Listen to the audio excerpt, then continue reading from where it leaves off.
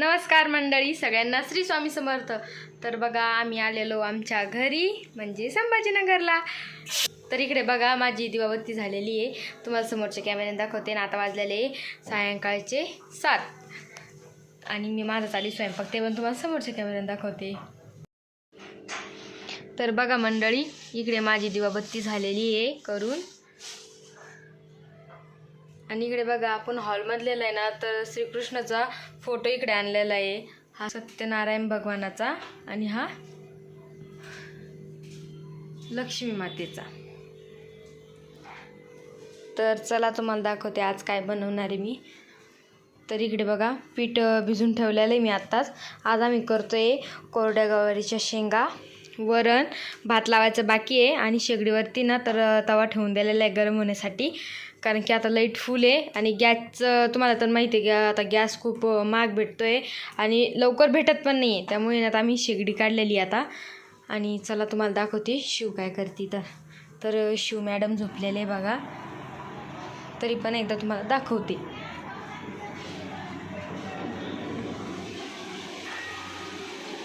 तर बघा आपली शिव झोपलेली आहे, ती झोपलेली तोपर्यंत ना मी स्वयंपाक करून घेते। आणि तिला बघा कूलरची गारगार हवा आहे आणि हे तिचं छोटूसं घरी तर मांडलेलं आहे मी। तर आत्ता आहे ना त्याच्यामध्ये खेळत होती ती, त्याच्यातला पसारा मी आत्ताच उचलून ठेवला आणि हे घर फक्त इथं ठेवून दिलं खाली। जर ती उठली तर लगेच मग आपण तिला तिथे त्याच्यात खेळायला देऊ, ते पण तुम्हाला दाखवते मी खेळायला लागल्यावर। आणि समोर चला तुम्हाला दाखवते अजून की मी आज गवारीच्या कोरड्या शेंगाची भाजी कशी बनवणार आहे ती। आणि शिवला तिच्या मावशीनी ना तर छान असे ना टी-शर्ट आणलेले, ते पण मी तुम्हाला समोर दाखवते। हा व्हिडिओ तुम्ही शेवटपर्यंत नक्की बघा। तर चला आता मी पहिले ना मस्त अशा गोल गोल गोल गोल पोळ्या बनवून घेते आणि मग तुम्हाला गवारी शेंगाची भाजी दाखवते। तर इकडे आपला शेगडीवरचा तवा तापलेला आहे आणि तुमच्यासोबत अजून बोलायचं पण आहे, तर मी पोळ्या पण करते आणि तुमच्यासोबत बोलते पण। तर बघा एका ताईने मला कमेंट केली होती की निकिता तुझी मावशी आणि शिवकन्याची मामा हे नातं मला काही समजलेलं नाही, अशी ताईने कमेंट केली होती। बघा पहिले माझ्याकडचं नातं सांगते तुम्हाला। तर मला माझ्या मम्मीच्या मामाच्या घरी दिलेलं आहे, म्हणजे शिवकन्या ताई माझ्या मम्मीच्या मामाची मुलगी आहे, म्हणजे मामे बहीण, आणि ती माझी मम्मी त्यांची आत्ते बहीण लागते बघा। तर माझी मावशी ना तर त्यांची तुम्हाला तर माहीतच असेल आता आत्याची मुलगी लागते। आणि ज्या माझ्या सासूबाई म्हणजे आई, तर त्यांचे मावस भाऊ आहे, माझ्या मावशीचे मिस्टर आहे। तर त्यामुळे त्यांच्या नात्याने ना तर ते मावस मामा लागते शिवकन्या ताईचे, त्यामुळे ते त्यांना आहे ना मामा म्हणतात। आणि माझ्या नात्याने जर बघितलं तर माझ्या नात्याने ती मावशी आणि माझे काका लागतात। माहिती का तुम्हाला याच्यात परत एक ट्विस्ट आहे, जे माझ्या सासूबाईच्या मामाचं घर आहे म्हणजे तर तेच घर माझ्या मामाचं पण आहे। कसं तर जे माझे मामा आहे ना तर त्यांचे वडील ते माझ्या सासूबाईचे मामा लागत होते आणि आता त्यांची मुलं तर ते माझे मामा लागते, म्हणजे माझ्या मम्मीचे भाऊ। तर बघा खूप नात्यात नातं आहे, गोंधळाचेच काम आहे। तर ज्यांना समजलं त्यांना समजतं, नाहीतर मग ते कोणाला समजत नाही। आणि माझ्या सासूबाईचं माहेर आणि माझं माहेर एकच, सासूबाईचं मामाचं घर एक आणि माझ्या मामाचं पण तेच घर। तर हे नातं कोणाकोणाच्या लक्षात आलं मला कमेंट करून नक्की सांगसान तुम्ही। आणि त्याच्यात डबल एक ट्विस्ट आहे, आता जी माझी आजी माझ्या मम्मीची मम्मी तर तीच माझ्या सासूबाईची नणंद पण लागते, कारण की माझे जे सासरे आहे ना तर ते आणि माझी आजी हे दोघे सख्खे बहीण भाऊ आहे। मी असं चक्र चालू चालू माझ्यापर्यंत आलं। आता समोर बघू अजून कोणाचं चक्र डबल गोल गोल भिंगतं ते पण तुम्हाला लगेच सांगू आम्ही। तर बघा ताई असे नातं येते, तर नसन तुम्हाला समजलं तर परत तुम्हाला नंतर परत सांगेल मी। तर बघा माझ्या पोळ्या झालेल्या आहे करून, शिव उठलेली मध्ये त्याच्यामुळे तिच्यापाशी पण भरपूर टाईम गेला। आता वाजलेली 7:30, भरपूर टाईम झालेला आहे, 7:30 नाही 8 वाजत आलेले आहे। आणि इकडे बघा वरणासाठी ना तर लसूण निसती आहे आणि आपलं करायचं आता गवारची शेंगा। आणि आई ते गेलेत बघा शॉपिंग करायला, कारण की त्यांना जायचं आहे 2 धामाला। तर तुम्हाला दाखवते आईने आता काय काय आणलं आहे। पहिले दाखवते, त्यांनी दूध आणलेलं आहे सकाळसाठी, दूध संपलेलं होतं तर मग शेगडीवर लगेच दूध ठेवून दिलं। आणि आता बघा आईने काय काय आणलं तुम्हाला दाखवते। पहिले लसूण ठेवून दाखवायचं, साडी आणली बघ, तुला आवडली का?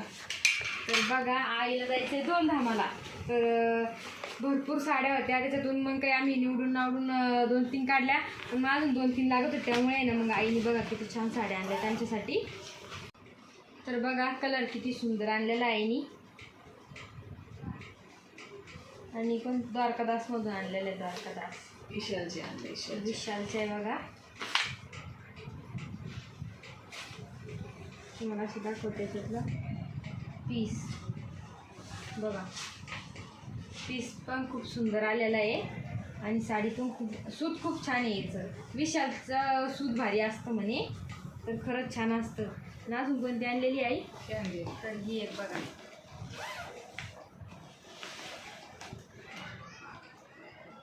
तरीची लेस बघा किती सुंदर आहे.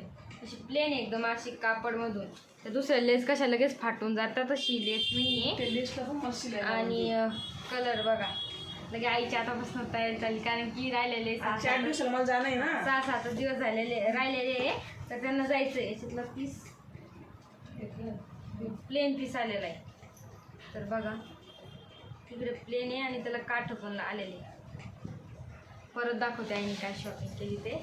तर रेग्युलर यूजसाठी आणलेली त्यांनी छान अशी चप्पल. आणि कलर बघा ना किती सुंदर आलेला आहे. चप्पलचा कलर सुद्धा किती भारी आणला त्यांनी. तर डेली यूजसाठी आणलेली आहे होती, पण ती ना तुटून गेली. आणि एक येतात आईला त्यांना चालता येत नाही, त्यामुळे त्यांनी अशी ना सवान म्हणजे असा पाय सवान राहण्यासाठी ना, तर बघा अशी सवानीची आणलेली चप्पल. आणि त्यांना जायचं आहे बद्रीनाथ केदारनाथला 2 धामाला आहे नाही. इकडचे 2 धाम राहिले त्यांचे, पहिले 2 धाम झालेले, तर त्याच्यासाठी आणलेले त्यांनी शूज. तर याचा कलर बघा. नंतर हे मला पण काय मी अशा हिशोबाने आईने आणलेले, म्हणजे जास्त असा वेगळा पण नाही वाटला पाहिजे मला घालायला आणि त्यांना घालायला पण. अजून काय आणलं आई?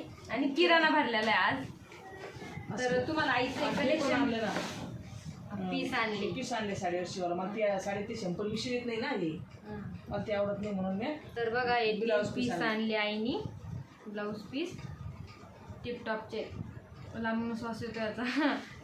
आणि आणलेला किराणा अजून हा काढलेला नाही आहे, बाकी अजून काढायसाठी. आणि आता आम्ही घरी होतो, आमच्यासाठी काय आणलेलं आहे तुम्हाला दाखवू आपल्या फ्रीजरमध्ये काय ठेवलेलं आहे आता. आईस्क्रीम आणली तुम्हाला. तर आमच्यासाठी आणलेली त्यांनी आईस्क्रीम. तर बघा म्हणजे घरचे व्यक्ती पण नाराज नाही झाली पाहिजे, त्याच्यासाठी पण आहे ना. तरी आता छोटी का होईना आईस्क्रीम आणलेली आहे, कारण की आता उन्हाळा लागलेला आहे ना, त्यामुळे. तर तुम्हाला आईचं साडीचं कलेक्शन कसं वाटलं कमेंट करून मला नक्की सांगा. आणि चला तुम्हाला दाखवते आता आपल्या गवारीच्या शेंगाची रेसिपी.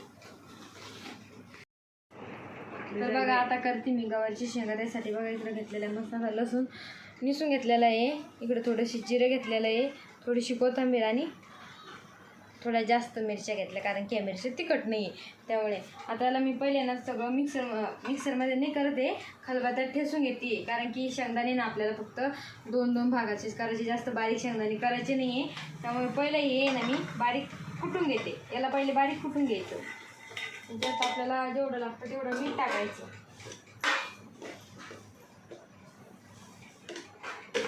तर पहिले आपल्याला कुटून घेते मी आणि मग शेंगदाणे टाकते. तर बघा याच्यात मी टाकलेले आता शेंगदाणे. याला जास्त काही बारीक करत नाही, नॉर्मल बारीक करून घ्यायचे. नॉर्मल म्हणजे फक्त 2-4 दाणके मारायचे त्याला. तर बघा असं तिखट कुटून घेतलेलं आहे मी. आता याच्यात टाकते पहिले तेल. जास्त काही तेल टाकत नाही, त्याला छान असं कडक करून घेते.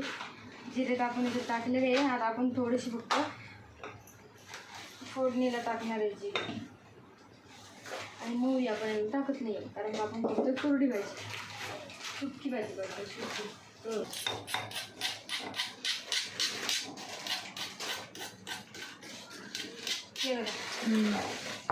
तर बघा इथं तेल छान कडक झालेलं आहे, त्याला आपण कुठे घेतलेली चटणी टाकून द्यायची.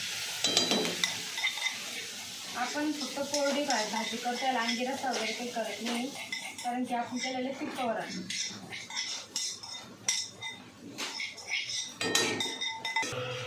तर थोडीशी हळद टाकून दिली आणि मिक्स करून घ्यायचं. बघा आता आपली चटणी थोडीशी परतून झालेली आहे, त्याच्यात लगेच आपण स्वच्छ धुवून घेतलेल्या गवारी शेंगा आहे ना त्याच्यात टाकून देऊ आणि छान असं मिक्स करून घेऊ आता. आणि आता खूप ठसका झाला, त्याच्यामुळे मी करते फॅन ऑन.